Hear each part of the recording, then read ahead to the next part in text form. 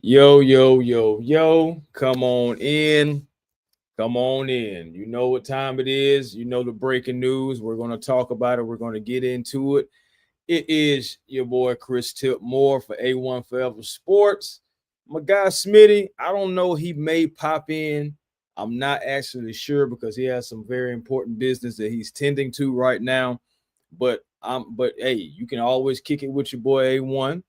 And we're going to talk about this breaking news because Kaleb McGary, our starting offensive tackle, has now retired. Yes, everyone, this is for real. This is real news. This is not fake news. It's been verified already by many sources on, X, Twitter, all the guys are saying it and whatnot. When I first seen it myself, I did have to check and make sure it was real. But when I saw the Falcons say congratulations on the retirement, when I saw Adam Scheffler, Ian Rappaport, when you start just seeing the usual suspects retweeting and posting their own selves, you already know what time it is. So, yes, y'all come on in, man. Like I said, Kaleb McGary, that's the breaking news that he has retired. And we're going to dive into this and try to come up with this together on how did this come about. Shoot, did the Falcons know about this? Did he come in on OTAs and say, "Hey, look, guys, I just can't do it anymore"? Or did the Falcons know about this prior? Because we know that they know about information before we get to it. So again, what I'm saying, just come on in, take off your shoes, get comfortable, get relaxed, because we're gonna talk about this thing. Because immediately, let's just go ahead and get rid of that elephant in the room. We know that this shakes up the draft board for the Atlanta Falcons now. Definitely, without a shadow of a doubt, shakes up the draft board. We were leaning one way, but now we have to make sure we get a starting offensive tackle. Not sure if the offensive line has to now make a shift. Again, there are so many different things that just comes to mind now that you lose your starting offensive tackle. But let me say what's up to the chat. Zay, what's happening? Yeah, I know, brother. I know it. I know it. Miss Drea, how you doing? How you doing? Huey, what's happening? Yes, it is for real. And King ATL supporter so far, man. I know this is midday madness, and I know also there are other content creators that are probably posting about this as well. But regardless of who's available and who's not, the news don't stop. It has to keep going. So that's why I'm here right now. And again, you're kicking it with your boy A1 Forever Sports, Chris Tip Moore. We're going into this Kaleb McGary thing. What's up, Eric Parker? How you feeling? Yes, yes, yes. In the words of Big Low, what in the world, Bo? Shout out to Big Low too, man. My brother in Falcon Arms. I'm pretty sure he's probably going to have an emergency coaches meeting about this. Probably tonight. I'm pretty sure because one thing about Big Low, he used to be in them trenches. And the guy, if I know Big Low like I think I know Big Low, this is definitely emergency, some type purposes that is going on here. Yeah, yeah, I know it. I know it, fam. We can't catch a break. We can't catch a break. Oh, yes, I'm gonna get into that because it definitely does create some cap space for the Falcons. So it's not, I mean, it's bad news because you're losing your starting offensive tackle, and you know that everybody behind him is substandard to some degree. It's a reason why they're backing him up.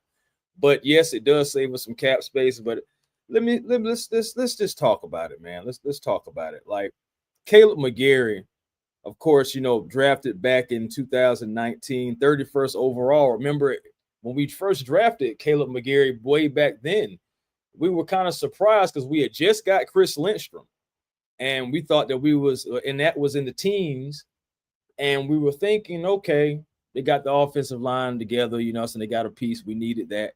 Let's go forward. And then boom, trade back into the first round. Thomas Dimitrov does and picks up Kaleb McGary. I think honestly, he definitely was trying to save his job because you see those type of moves when guys start trading into the first and trading back and trade out.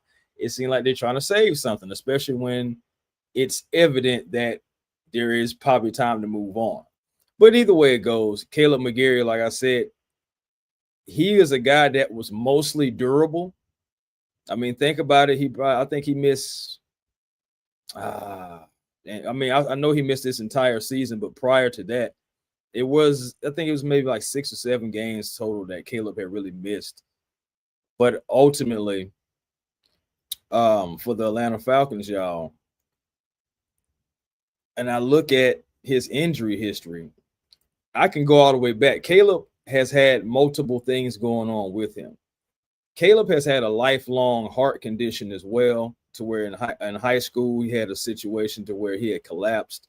University of Washington was diagnosed with AFib, which is atrial fibrillation, and also he has had ablation procedures as well. Underwent 3 of those, and those are all dealing with the heart.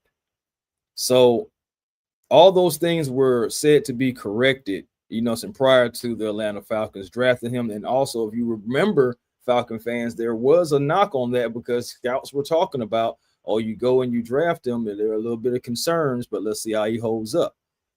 Then you started having the lower body injuries. Okay, spring 2016, he had a left knee injury, and at Washington, he did not miss any regular season games, but he still had a knee injury. Then you look at it going forward, week 2 in 2019, he has a knee sprain. Week 2, 2020, MCL sprain. Another MCL injury 2 seasons later, and then a knee sprain in 2024. Basically, what I'm painting the picture of the theme has been, if anything is wrong with Kaleb, it's been his knees. August 2025, of course, he has that significant knee injury that took him out for the entire season. But what people don't realize is he even had a scope done, is just to clean up some debris and everything prior to the him being out for the 2025 season. So regardless, his knees have been his issue really before he even became a Falcon. So it's like, it doesn't necessarily surprise me that it comes to this. Like, I mean, it's still a surprise, but it's like, when I sit back and think about it, Falcon fans, and I'm like, okay, what do you need as an offensive line?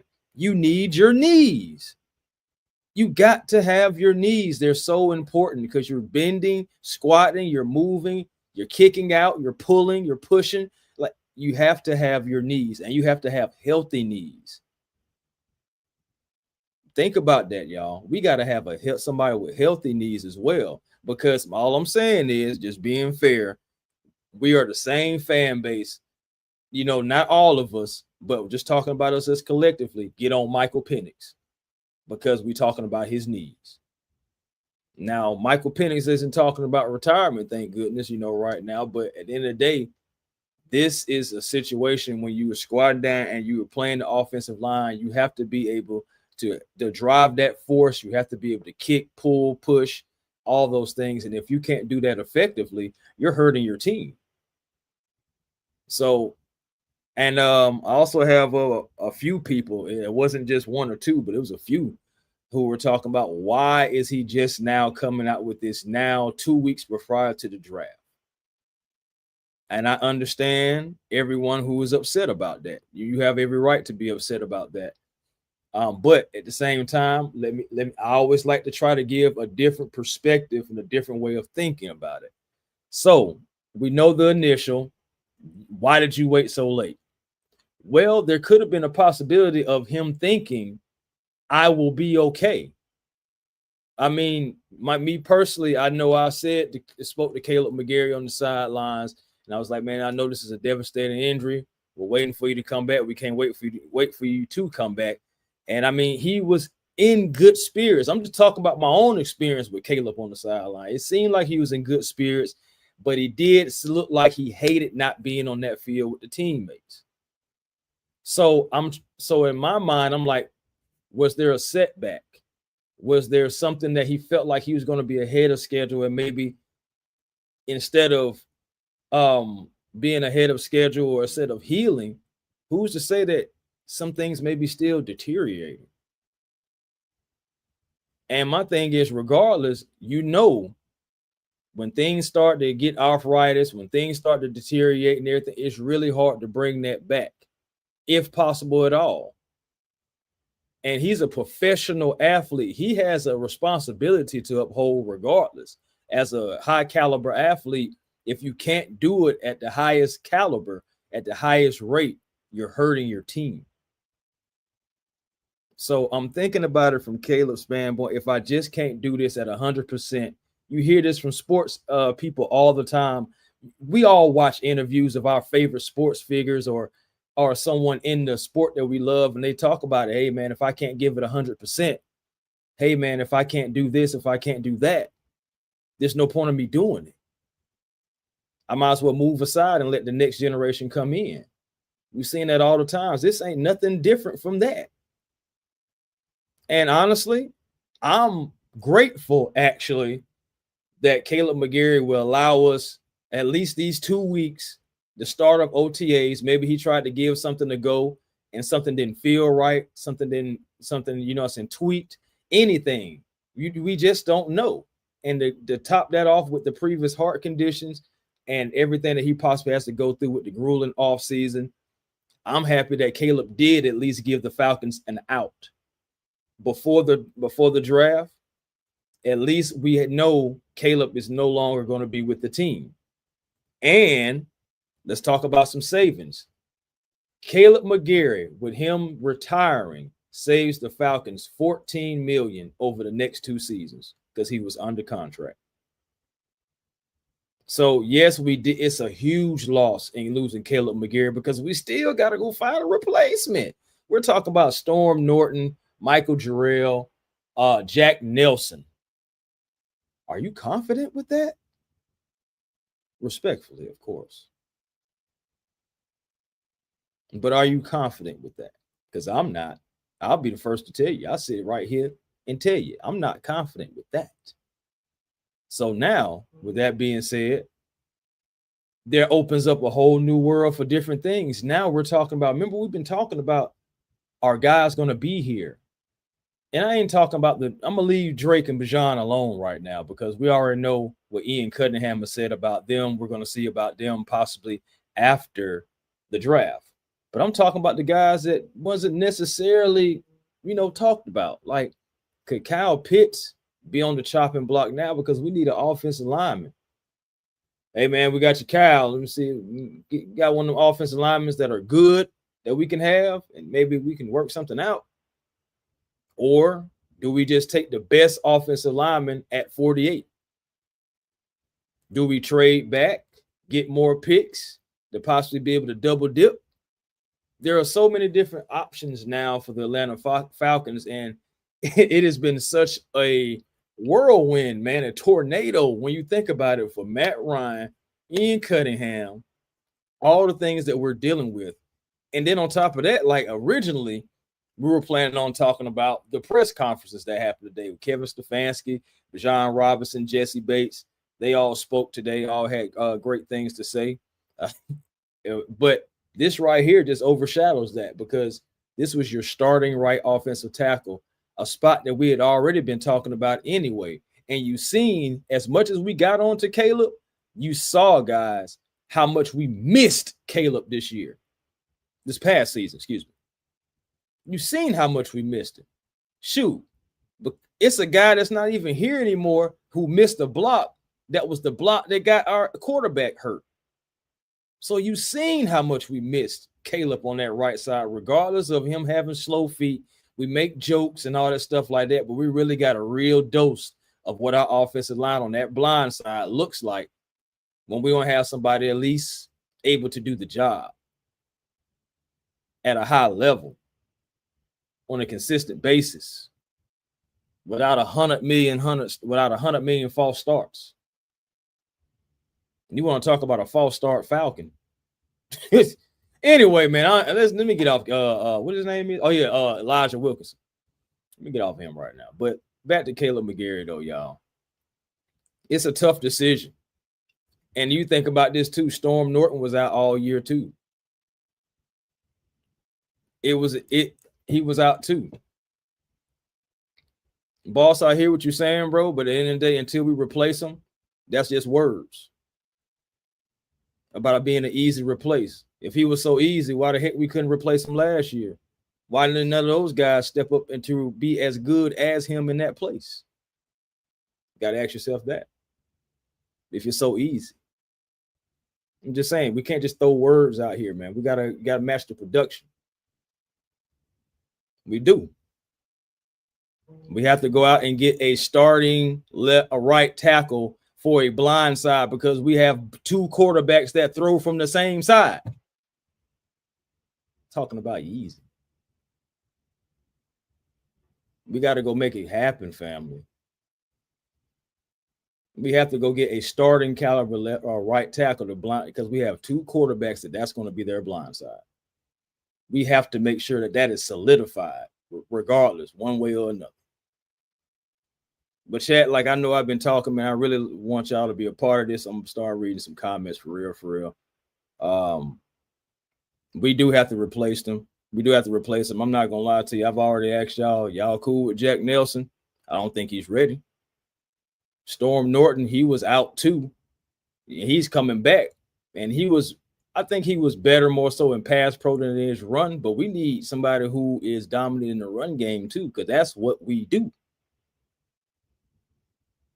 That's what we do. And I'm not going to lie to you. McGary and Lindstrom on that right side, there's a reason why we always used to love running to that right side, because that's the best side for us to run to. You can look at the stats. You can look at the tape. You can look whatever. It's going to show you the same thing I'm saying. So I'm sorry if I'm not taking this so lightly and not just like, oh, okay, whatever. Bye, McGary. Come on, y'all. Come on. I'm not calling him a world beater, but I'm just saying he's our world beater because we're the Atlanta Falcons. It is what it is. At the end of the day, like I said, the savings though, $14 million over the next 2 years. And I'm not talking about 7 here, 7 there. No, 14 now, 14 then. So at least now, again, I appreciate you doing this before the draft, because now we can adjust our draft boards. Now we can look at different free agents to try to replace him. Now you can possibly draft somebody that is a more higher caliber guy who may be ready week 1 to go, or at least come in for competition, because maybe Nelson has gotten better. Maybe Storm Norton has gotten stronger and is even better now as well. Maybe Michael Jarrell will have a resurgence.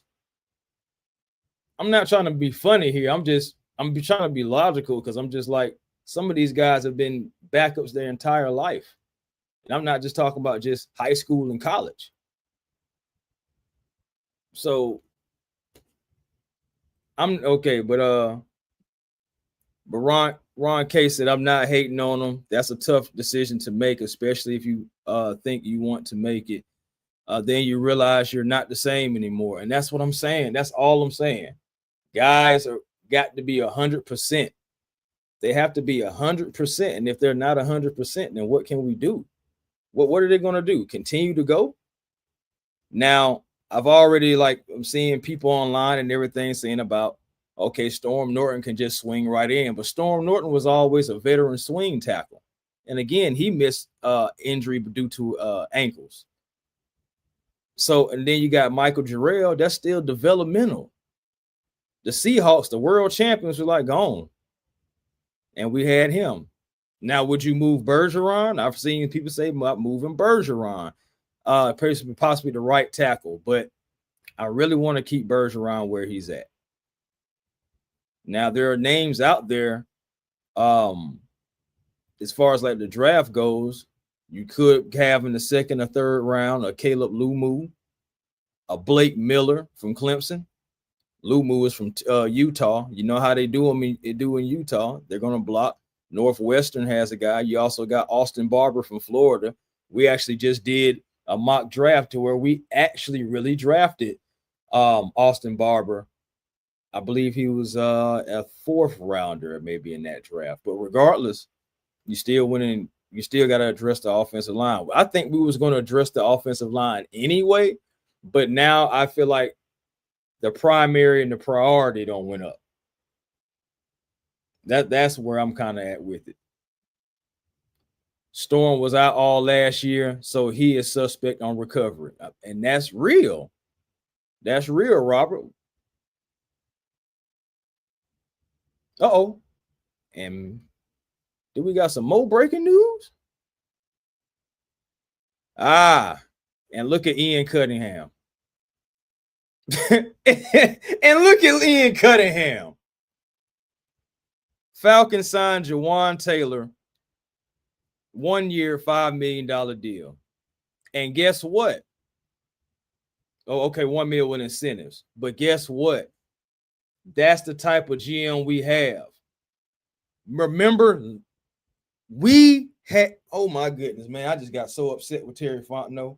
Golly, bro, don't you just hate when you like remember certain stuff, you get mad at your ex all over again, bro? So my thing is, why in the world? And I'm not saying that he had to go get it. First of all, Taylor wasn't available last year, but I'm just saying, like, you went and got Michael Jarrell. I can't, like, I want to be fair because I just want to be fair in it because I know our cap space situation wasn't as good as it is even right now. I know it was still kind of pinching pennies and all that, but it's just like, regardless, just to go make a move the same freaking day. That's the type of GM that you want to see it from you. That's the type of actions you want to see from your GM. And I still think that we're going to go offensive line somewhere, but this move right here, saving that 14 mil, I was just talking about that 14 mil. I was just talking about that. And then here goes Ian Cunningham making a move. Now, I like Jawan Taylor, but he still got a jail. I'm just being honest. Look, don't be trying to yell at me. Don't be hitting me with no come on tip. I'm telling the truth. He do got a jail with us. Crazy, man. But yes, man, again, Jawan Taylor is now a member of the Atlanta Falcons. I'm trying to figure out what is those rests. I'm trying to figure out all the contract details here. Okay. 1 year, yeah, 1 million incentives. But either way, it's another prove it deal though. But it's a smart move. It's added depth on the offensive line. You're going to bolster. I feel like it's more of a bolster in production as well. I'm liking it. Also, you got to remember, Taylor was released by the Kansas City Chiefs earlier in March, and they received about $20 million in cap space for that. Overall, will he be better than McGary? That is what people are going to try to basically like figure out now. The numbers say he is. Again, I ain't got no reason to lie to you. The numbers say he is. I like it, boss. Very smart, very smart. Next man up. It is. And my thing is too, even with him, it's still going to be competition because the Chiefs let him go for multiple reasons, for money and for production. They felt like they could move on from him for both reasons. So he's really a castaway who really has an opportunity to show that he is still one of the top-rated offensive tackles in this league. And shout out to Ian Cunningham for not dragging his feet. That's what I would give a shout out for. He did not drag his feet in this. And my thing is, we have an excellent teacher in Bill Callahan. We have an excellent guy that has a proven guy on the offensive line like Bill Callahan. So regardless, this still is, breaking news, and it still is, shocking that you see this. But man, that Ian Cunningham is something else, man. Smart moves, bringing in somebody else immediately. Wait a minute. What you got, Willie Doc? Do you think Raheem lied about how serious Kaleb's injury was? To be honest with you, fam, I won't put it past it, and I'm going to tell you why. The reason why I feel like there's a possibility of that is because everything just felt like it was just so secretive. Everything felt like it was just need to know basis when I want you to know. It really just felt like that. That's why it feels such like a breath of fresh air, and it feels comfortable, or at least more comfortable, because you have Ian Cunningham who's straight transparent. Everything that Ian Cunningham has said so far, he has done. Only thing that we have to wait for is the draft, because we know that he wants to try to manufacture more draft picks if he can. But if we have to stay pat at 5, we are prepared to do so. But until that result is evident, we are going to continue to try to manufacture these draft picks. So I don't think that necessarily that Ian Cunningham is done. I think that he's working the phones as much as he possibly can. And we're going to see exactly what happens on draft night. And there is still a possibility of people being traded away to gain extra draft capital or extra pieces, because you do have to make sure you solidify that right side regardless. And Taylor is younger than Taylor. He provides that. He's also going to be younger than Kaleb McGary as well. So you do have some things going your way. Hold on 1 second. I got to get y'all some more information. 1 second. All right. So overall, for those, I'm just pulling up PFF. I really don't be liking to go by these grades and stuff like that, because PFF be a little funny sometimes. But they are the best in the biz considering. So you got to take it at least with a grain of salt.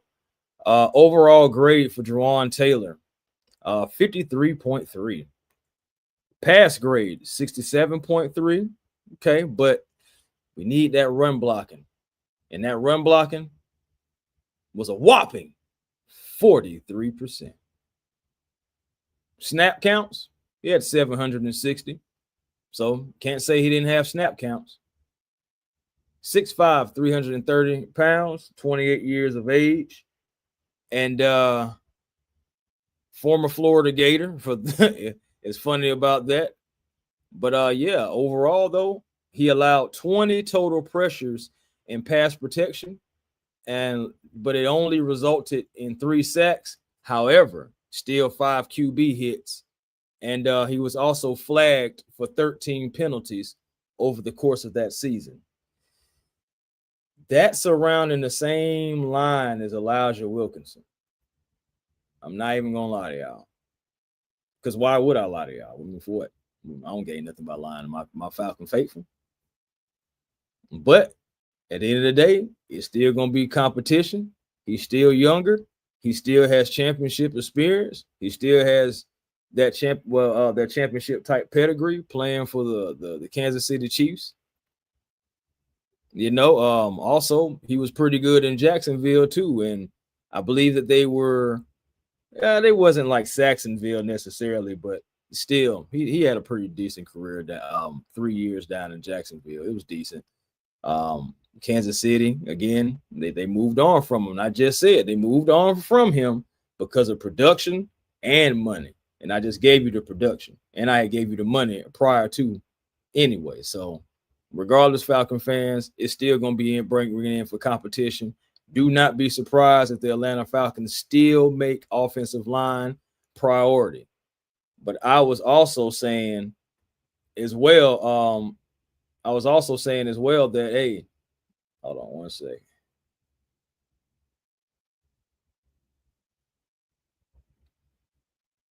Yep. No, facts. Yeah. The whole offensive line has to gel. Exactly. That's the reality right there. And that's what I'm saying. Like, even with bringing in Taylor, everybody has to gel. The good thing is, at least we're going to have 4 guys that are familiar with one another.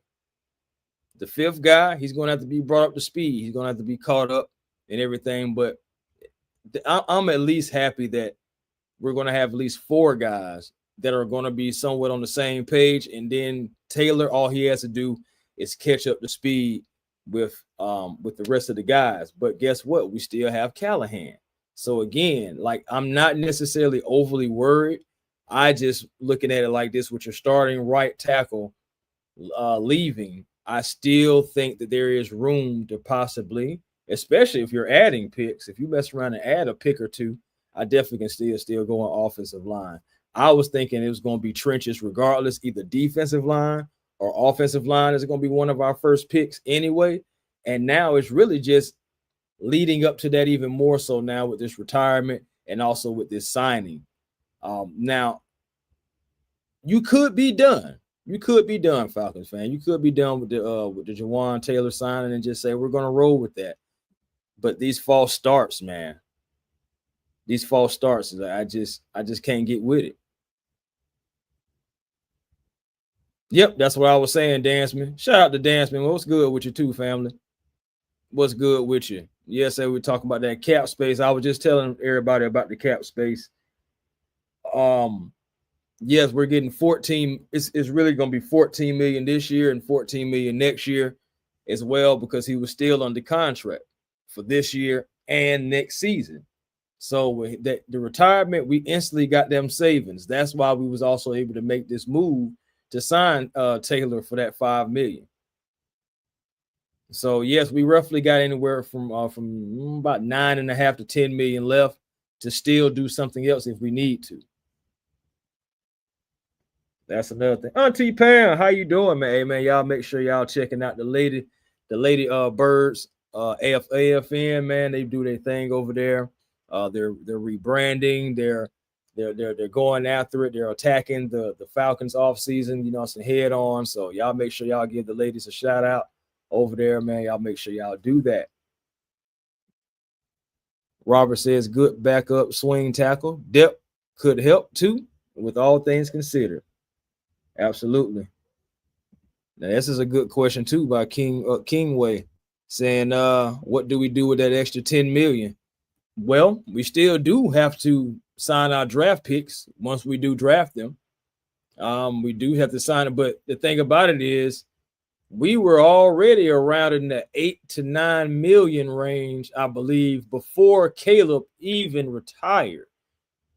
Let's see if we can find those current cap savings right now. Let's see if we can find our current cap. Let's see if I can get a hold of that real quick. Okay, right now Spoke Track doesn't have it. It still has us before we made the move. Let me see. Yeah, because they still have Kaleb McGary on our team. So okay, so they haven't updated yet. Let's see. Okay, no one has updated yet. I guess this was breaking news for everybody because none of these cap space. Kaleb McGary is still on the Falcons on 3 different cap space sites. So give it a second and everything. I'm pretty sure, regardless if we don't get it on this show, we're definitely going to talk about it on another show as far as cap savings, cap space. What does this mean for the Atlanta Falcons moving forward, etc. So y'all just stay tight with that one. King, what's happening? Said, what about Jack Nelson? To be honest with you, bro, and I was asking everybody, man, like, do you feel comfortable with Jack Nelson starting at right tackle? Like, I think that he needs to be brought along some more. He had some times to where he was up and down. He had some times where it was like, man, he looked like he didn't belong. And then he had some times where it was like, okay, he's going to be fine. So right now I'm kind of like meeting in the middle about Jack Nelson. I'm not 100% sure. I'm not 100% certain about Jack Nelson being the starter. If he was to go out and earn it in training camp, so be it, because that's the proving ground. That's where you go on, earn it. Shoot, right around now too, with voluntary OTAs, when the mandatory OTAs come around in the spring, with the spring ball as they like to call it, and then you also have the training camp. If my thing is, whoever earns that spot is really literally going to earn that spot, even if it is a second round draft pick for the offensive line. Regardless, we got to have the best guy on that right side because we do have 2 quarterbacks with injury history. Okay. I like Michael Penix. Tua, he all right. I know he went to Alabama, so that's why I said he all right. But, at the same time, Tua has dealt with head injuries, dealing with the brain. Of course, Michael Penix, we know, dealing with those knees. So regardless, we got to make sure that right side is okay. There's no ifs, ands, or buts about it. Now, one thing that is going to help is having an offensive line coach that knows the ins and outs. As the old folks used to say, the tricks to the trade, that's going to be able to provide us with at least, I'm going to put you in that nook. I'm going to put you in that cranny. I'm going to go ahead and put you in the best situation and use your strengths the best way we always can. So that's at least one thing that I can say about Matt Ryan, Kevin Stefanski, Ian Cut. Well, Ian wasn't necessarily all the way here for some of these hires, but Matt Ryan, at least, you know what I'm saying, Kevin Stefanski, at least, bringing in all these different coaches, bringing in experienced coaches, bringing in familiarity, even if it is with the head coach. You know, so we gotta trust that this stuff is going to work. We gotta trust that coaches are going to earn their paychecks, right? Hey man, I really appreciate that. Appreciate that, man. Hit the like button, please, please, please hit that like button. I mean, because it doesn't just help me, even though Smitty is not here right now, I'm still broadcasting the Smitty's channel, so it still helps my brother Smitty too, hitting that like button and everything like that. And just because he's not here right now doesn't mean that, you know, we don't look out for each other and we trying to continue to help grow each other's pages, even if one of us are absent. Shoot, he just did a show, last week. I wasn't able to make it. But at the end of the day, that's what we do for each other. So, yes, please make sure y'all hitting the like button on A1 Forever and hitting that like button on Smitty Sports Machine. We gladly appreciate that, man. For real, man. King says, yeah, because one thing about Arthur Smith, he knew about that offensive line should be playing. Yeah, that was his calling card. And one thing about it, Callahan, that's his calling card too. And I'm with you. And I'm with you on this. If Callahan can't fix Jawan Taylor, doggone it, nobody can. Yes, Jew Sports, man. Shout out to Jew, man. Y'all make sure y'all check him out as well. Jew doing this thing. Jew Talk Sports on YouTube. Y'all make sure y'all check him out. King Richie, I was gonna let you slide, but it's just too many content creators coming in here today. Y'all make sure y'all check out King Richie. King Richie been playing, y'all. He been doing the Falcon talk, and then next thing you know, King just disappear. Now shout out to King though, man. I know he been doing some other things, man. Had some graduation going on, all that stuff. So shout out to the brother. Shout out to him.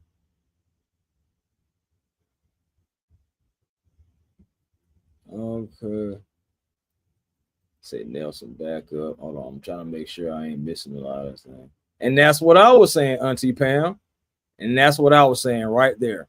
I'm so glad that he gave the Falcons an out. He gave the Falcons not only 2 hey, Kaleb put in his 2 weeks notice on us, y'all. Now I'm just cracking jokes, but that man put in his 2 weeks notice on us. But either way it goes, man, 2 weeks in advance so we can still be able to make a move. Ian Cunningham didn't drag his feet. He knew immediately, I need somebody that's at least proven. Okay, I'm going to do that. And now he still has the opportunity to adjust his draft board and say, okay, what offensive lineman, what's offensive tackle can we look at and where could we possibly get them? Also, there's still money left. Who's to say that with the rest of the free agents that are remaining out there that you're going to bring in yet another body? And then who's to say that an offensive lineman that shouldn't have slipped to the Falcons or even undrafted free agency and the Falcons sign them there? So there are a lot of different scenarios that can play out well for these old Atlanta Falcons. So shocking, yes, but I still feel like Kaleb did us a solid, y'all. He did not, he could have, okay, let me paint this picture then for you. For those who are still kind of like, whatever. Imagine if he would have went through training camp and all that, and then last day of training camp, he said, bro, I'm so sorry, y'all. I'm so sorry. I just can't do it. We've got to line up for preseason, darn near regular season, and all of a sudden he comes to this conclusion. Or what if, okay, we're at the start of training camp. basically my point that I'm making is, what if it was past the draft? What if it was past a significant time in free agency and he just said, hey, man, I gave it a go. I can't go. Sorry. You would be feeling real salty right now. It'll be some of y'all out there in Falcon land, and I ain't gonna lie to you, you're dead wrong for doing this, but there's gonna be some of y'all sending hate mail. I'm hoping no death threats, but I've seen death threats for less. So it's just like, come on. Thank you, Kaleb. I feel like you did us a solid. I'm sorry about your knees. That is something very important about offensive line. My brother used to be an offensive lineman. He played all through high school. He started having knee injuries around his sophomore year in high school. But he was already kind of having like a little injury because he was an athlete. And at first we used to play basketball. And then he started gaining more size, and then he just went ahead into football.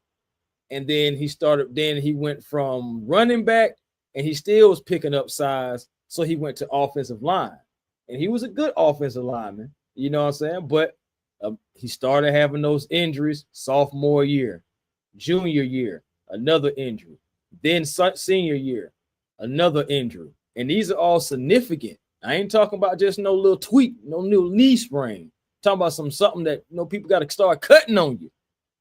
So by the time he finished high school and it was time to go to college, when he would get down into that squat, into that little stance, man, you want to talk about some pain when you talking about trying to get up. Who's to say Kaleb McGary isn't going through some sort of that right now? Those linemen be some big guys, and that's still a lot of weight on that body. And then my thing is, everybody built different, everybody work out different.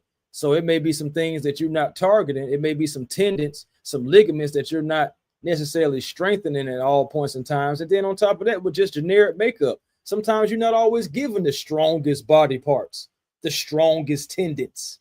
Sometimes stuff just pops. You know? So right. So I love how coach replaced the retirement in like 45 seconds. Nah, for real.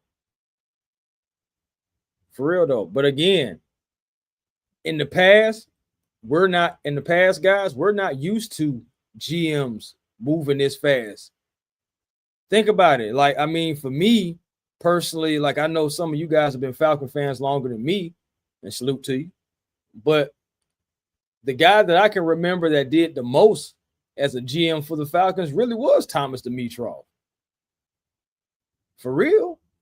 I mean, we went to the playoffs, the Super Bowl, all that under Dimitroff. We got Julio. We got coordinators. We got people on the coaching staff.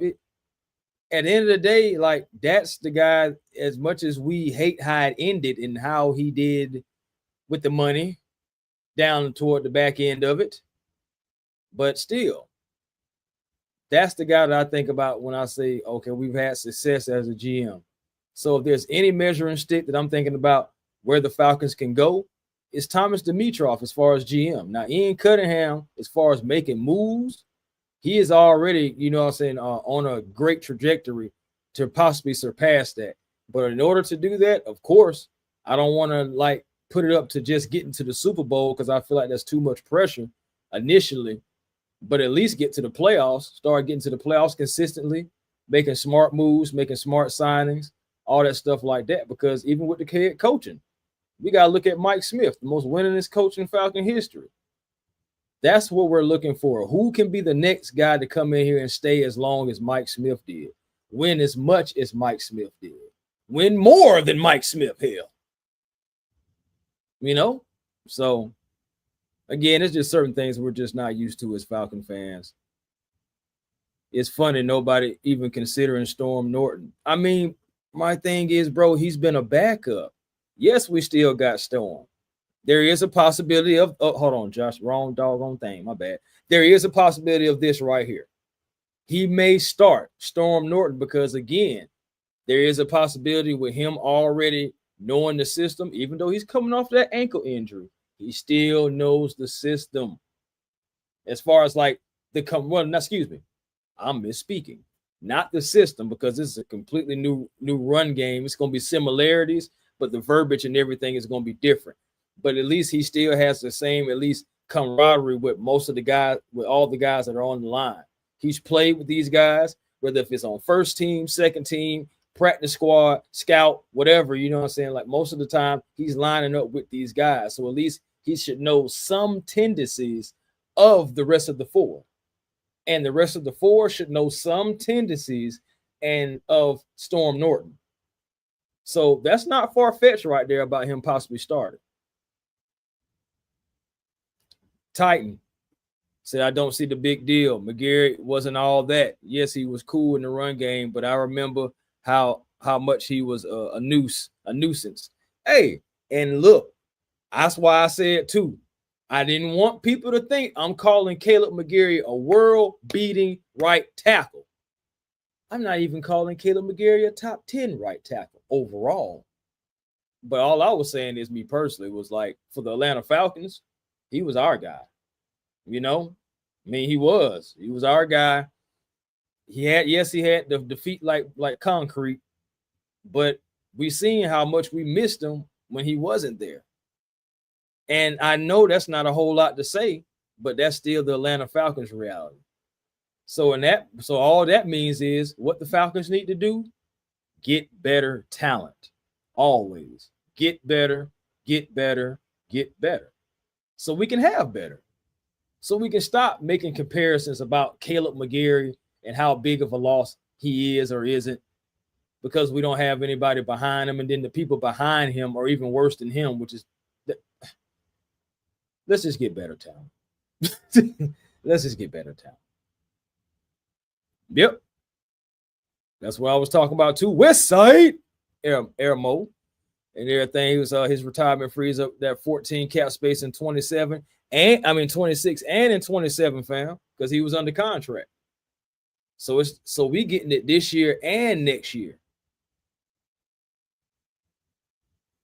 You know what I'm saying? We just got to raise our talent level. We got to raise our expectations. We got to do exactly what our freaking slogan is. We got to rise up everywhere, y'all. In the talent, in the coaching, in the culture, because the only thing that matters is winning. That's what we need to be known for. And again, I feel like we have a GM that wants to make winning moves. I feel like we have a president of football who literally bleeds Atlanta Falcon red and wants this team to win. And you see things, and we talk about job not finished. This man was cool. You think about it. Matt Ryan was fine. CBS was paying him. CBS didn't want him to leave. CBS like, we got you, big dog. And the only team in the world that he was willing to leave that cushy job, I work for CBS. Trust me, they got cushy jobs. But anyway, he leaves that cushy job just to come be a part of the Atlanta Falcons to help us get to the promised land because the job not finished. That man bleeds Atlanta Falcons. So my point is, he cares. It's different from just having somebody just coming in and just saying, hey, I'm doing a job. Yeah, y'all hired me. Yeah, I'm going to do the best I can. Yeah, we're going to go out there. We're going to get the best out of everybody and blah, blah, blah, blah, blah. It's different. That man literally cares.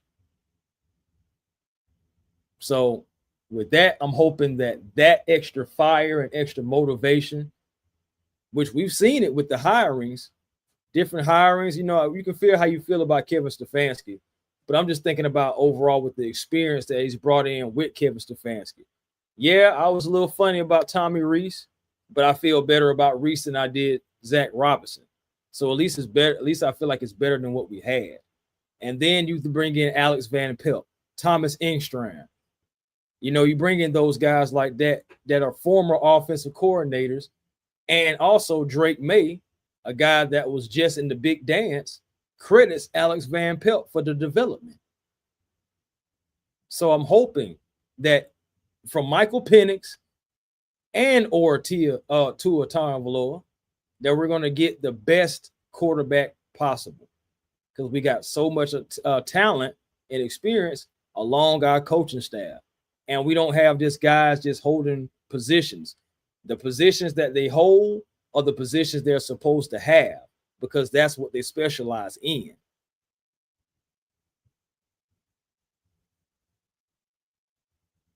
Ron, what up? Yep. That's what I'm saying, man. Ian Cutting. What my boy? Not John. Not John. I mean John too, but still, man. What my boy Winston at? Oh, Ian Cutting the fool ham. Cause that's all he doing, man. That's all he doing. Matt Ryan will get his Super Bowl ring he deserves. Hey, man, it ain't just Matt. I ain't gonna lie to you.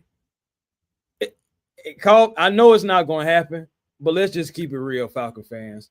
If we were to win the Super Bowl this year, don't y'all feel like we all deserve rings? I know I don't care if it's like a little cheap little 25-cent looking ring or something like that, bro. I need me something, because we've been holding you down for 60-some years now. I know some of us ain't 60, some of us ain't even 50, but I'm just speaking for all those ones, all the Falcon fans that lived and died by the Falcons. We need rings. We need something. Or either that, we need the biggest parade you have ever seen in your life. I'm just saying, man, we've been so invested in this team for the longest. And it's not just us. If the Jets win, if the Lions win, Browns, all them franchises, if any of them guys win rings, they franchises should be giving their fans rings. We one of those teams too, because we've been holding it down. It's so funny, Tony Wright. Shout out to you. Travis Burt, I just recently did a mock draft, and I picked him up in the 7th round. Believe it or not, same guy. That's why as soon as I seen his name, I said, "Oh, I just drafted him." In a little mock draft, because it's getting in that season and stuff like that, and we're gonna do more mock drafts as well. Me and Smitty, we're gonna have some guests on with us doing some mock drafts. We're also trying to do another ladies' night to maybe possibly get them on to help out with the mock drafts too. We think that'll be a lot of fun. But yeah, man, we're still working and we're still doing things and trying to get people on behind the scenes. Working on trying to get Steve Weish back on as well too, man. One of my favorite interviews. I ain't gonna lie to you. I've always been a fan of Steve, even back from when he was a beat writer for the Falcons. So to see him get to where he is now and to see him doing his thing and then to be able to talk to him, I'm not gonna lie to you, that was something I scratched off the bucket list. I ain't gonna lie to you, especially since the fact that, unfortunately I was unable to speak to one of the guys that really got me into this business as far as talking and everything, and that was Stuart Scott. Stuart Scott is one of my idols. I ain't gonna lie to you. So yeah. So with this, just giving y'all a little bit of, I guess, my personal life, how I felt about that. But yeah, we need rings, man. Birdcage LLC, man, what it do, man? Ryan, the historian, and the magnificent Birdcage. I know they did a live as well. We're just talking about the same thing I'm talking about. Kaleb McGary retiring. We're going to have to go possibly still get an offensive lineman, but shout out to Ian Cunningham for going to get Jawan Taylor. And, making a move, not dragging his feet, man. I love that. You know what I'm saying? So, yeah.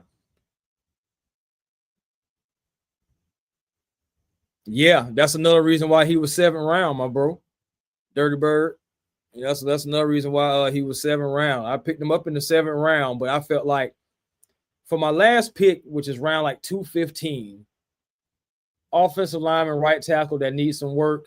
We got Callahan. I took the chance. So you never know. If Burks is around in the 7th round again or goes undrafted, you never know. But he does have potential. I will say that. It's like It's a few things that he just needs to work on. You know, I know sometimes the pad level be too high.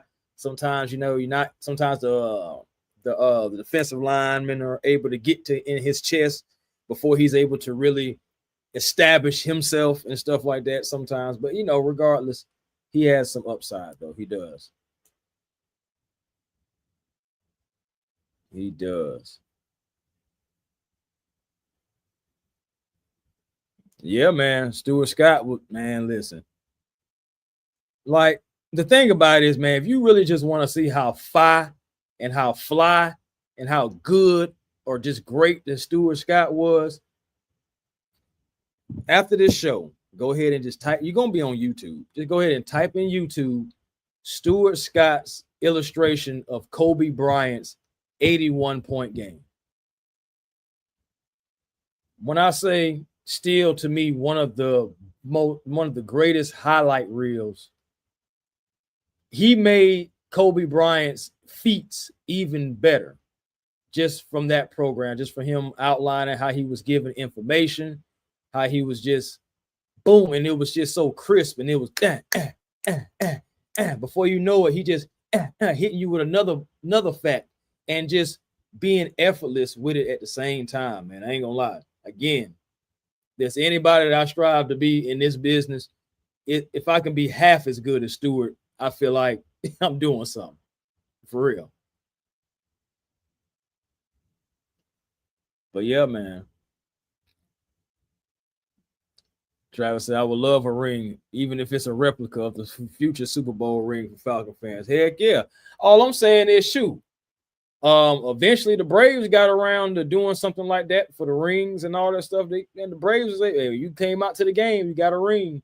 And then it got to the point to where I believe a couple of times they gave them out for like just random games. It was like, hey, you can come get the 95 ring. I think you can come get the 2021 ring. And they started doing stuff like that. I know it's tough because, I mean, again, we're talking about millions of rings. You know how much money that's really going to cost. That's why I say realistically, I know it's hard to do, but we need something. It's just like, it's got to be special. Our first ring, when we win our first ring, it's going to be special, but I feel like it needs to be absolutely unforgettable. That's basically what I'm getting at. I think it has to be absolutely unforgettable.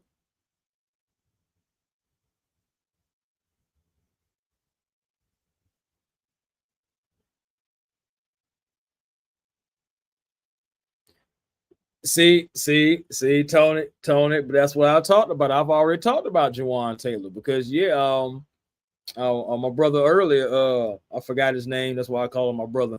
But he already had put in the chat earlier about, some Jawan Jennings signing for that 5-year, 1 year deal. It's a prove it deal. And we need some help. Kaleb just retired, freed up that $14 million. And at the end of the day, we had to use it. I'm happy that Ian didn't drag his feet. He brought in some competition, but I also do feel like there's a possibility that we still go offensive line. Because my thing is, think about this. Even if I say offensive line and not offensive tackle for a reason. And I'll tell you why. The reason why I say offensive line is because we do still have Bergeron. If they want, I don't want to move Bergeron. But if the Falcons want to move Bergeron around and put him at left tackle, right tackle, something like that, they want to do, that's their prerogative. But I want to leave Bergeron where he's at. But even if you do move Bergeron, now you got to get a new left tackle. Are people really sold on Ryan Nuzile? Are the Falcons sold on Ryan Nuzile? You never know. The Falcons could have been looking at a center before all this had went down as well. I mean, we just don't know at the end of the day. But I will say this, y'all, before I get ready to, hold on. I got a question. Dang. I got a question. Trying to get pull it up. All right. And definitely drafting a tackle. Might get a trade back if it makes sense. To be honest with you, the trade back made sense before all of this. I don't think that Kaleb McGary retiring changes anything about a possible trade back, simply because, as I said earlier, Ian Cunningham is going to try all the way down to the ninth hour, to the nearest hour, to the last hour, to try to manufacture more draft picks. One way to do that is you trade players, or you can possibly trade position. So if you're trading position, so you get trade out at 48, maybe drop down to 58, just throwing a number out there. So you can possibly gain an extra third rounder or fourth rounder, stuff like that. I still think that those possibly may be in the cards as well. Now, I have done a mock draft to where we did no trades. And I think, honestly, that matter of fact, I think so. And our GM, Ian Cunningham, has already said that is the worst case scenario. But if that's the scenario, that's the scenario. But until then, we're trying to manufacture more draft picks. Ian Cunningham despises not having draft picks. He hates only having 5. At first I was thinking, oh, okay, he just saying that he don't like the fact he don't have draft picks. I get it. No, bro, upset about that for real. Like, Mr. Cunningham is upset about that for serious. Like, for real, man. Like, all jokes aside, like he wants those draft picks. So, and the fact that he has hit on everything since then, it's really, really hard for me not to give him the benefit of the doubt about trying to get things straight, trying to get everything handled, and trying to get those draft picks. We already got the comp picks for next year. So again, we're going to be drafting guys, and we're going to be, holding the guys that make sense. Now, as I get ready to get up out of here, y'all, I will leave y'all with this because I'm gonna see what Smitty got going on, and if he has time, we're gonna run it back and talk about some of these press conferences as well. But before I get up out of here, I got a question for you. How do y'all feel about what Jesse Bates said? Did y'all see the interview? Jesse Bates says he wants to retire as a Falcon. Jesse Bates says, I want to be a Falcon for life. Jesse Bates has said, why wouldn't I want to be a Falcon? That's something else right there. Now, he has a home here.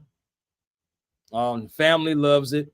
I think collectively I can speak and say we like Jesse Bates, right? Overall, I think we like Jesse Bates, right?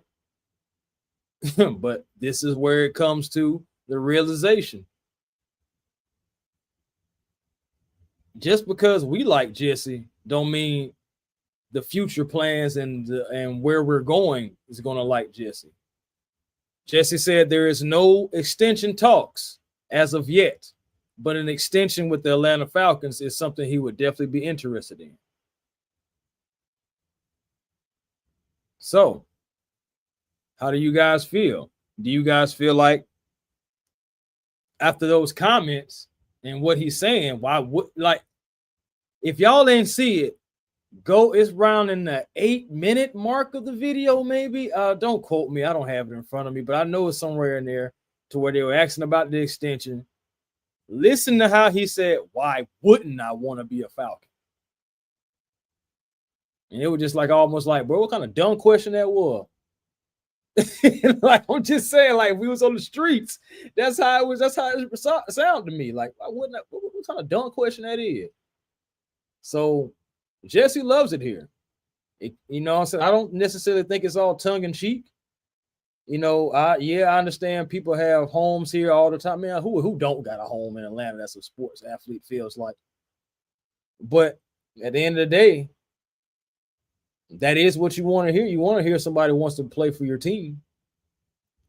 But is it in the cards? Because again, this is a new regime. There is still a possibility of Jesse being traded. Same for Kyle. And it could be a surprise that we're not even seeing, that we're not even thinking about that possibly could be traded. Maybe it's a shocker out there that we're like, boy, what? But if it is, it just means that they weren't a part of the plan of the new regime.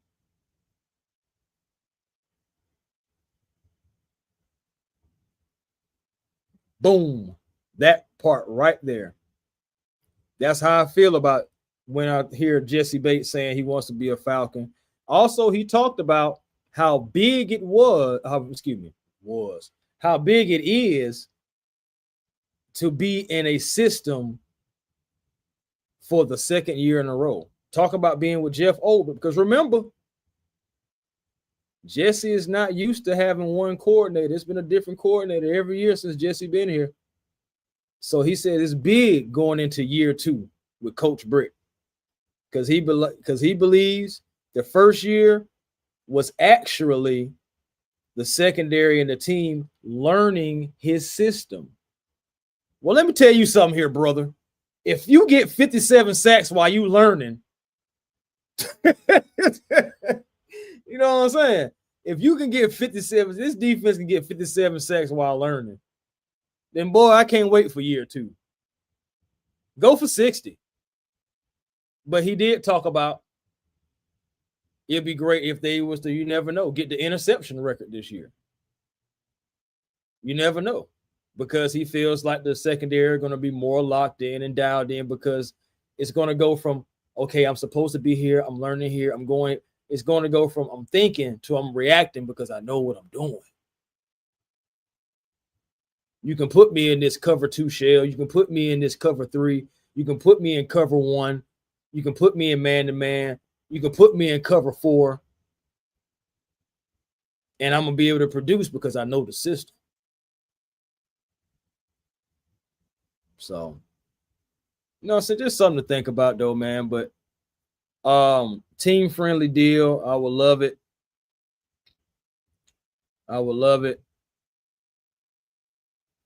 Yeah, let's go to new heights, Georgia State Panthers. Hey, let's do it. Matter of fact, why not go get you a Georgia State Panther? Because there's a guy named Ted Hurst out there that I am not going to lie to you. I love me some Zachariah Branch, but if Branch is gone, the next tallest and best receiver to me, they're probably going to be realistically around in the Falcons realm in the second, third. Nah, he ain't going to make it to the 4th round. Second and third round, Ted Hurst. I like that kid a lot. But thank you, family, as well, man. Hey, man, solo show, man. Shoot, it's crazy, man. But one thing about it is I wasn't solo because I had each and every last one of y'all with me.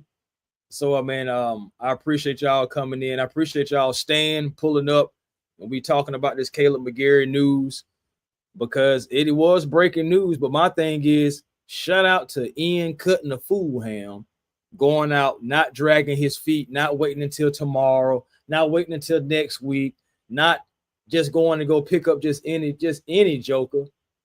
I mean, he did pick up somebody with at least championship experience. He did pick up somebody that was sort of a castaway, and he did give him a deal that he's only saying, yo, prove it. And we'll see what happens. So, man, Falcon fans, again, I'm going to see what's good, man. Y'all please make sure y'all like and subscribe, on both Smitty Sports Machine, A1 Forever Sports. Again, I'm going to reach out to Smitty, and I'm going to see exactly what's going on. What's going on with them in 1 second, and try to see if we can possibly get on here together and talk a little more Kaleb, because I definitely want to get Smitty's opinion and his thoughts about this and everything that's going on. I'm pretty sure that you guys are waiting on it too.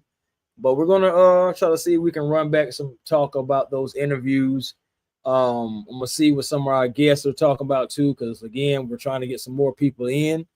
But until then, man, peace and blessings to you all, man. Make sure you guys find your peace today, because positive energy always creates elevation. And we got to keep that positive energy going into the draft so we can get the best outcome, for our expectations. Also, A1 Forever Sports. Again, that's the platform on YouTube. Come over, like, comment, subscribe, be a part of the A1 family. Same for the Hawks Digest, man. The Hawks got a big game tonight, okay? We got the first of 2 games against the Cleveland Cavaliers. If the Atlanta Hawks win tonight, they lock in a playoff slot. They will not be in the play-in, aka the Atlanta Hawks Invitational. They will not be there. If they can win tonight, against those Cleveland Cavaliers. It's going to be a tough game. But if they can do it, they'll lock in a 6 seed, and it'll be the first time in the playoffs, and the actual playoffs, really since 2021, if I'm not mistaken. So, yeah, we need that. Also, Twitter, A1 Forever, Instagram, A1 Forever, and the real A1 Forever on TikTok.